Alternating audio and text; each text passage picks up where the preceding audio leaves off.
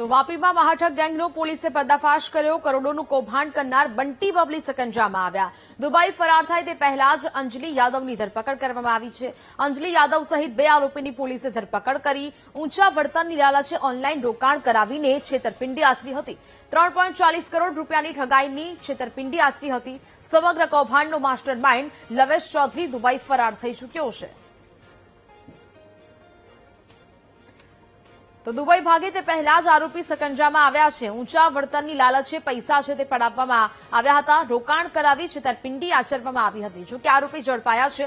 3 કરોડ અને 40 લાખ રૂપિયાની ઠગાઈની આ છેતરપિંડી છે તે આચરવામાં આવી હતી. સમગ્ર કૌભાંડનો માસ્ટર માઇન્ડ લવેશ ચૌધરી છે, જે દુબઈ ફરાર થઈ ગયો હોવાનું જાણવા મળી રહ્યું છે.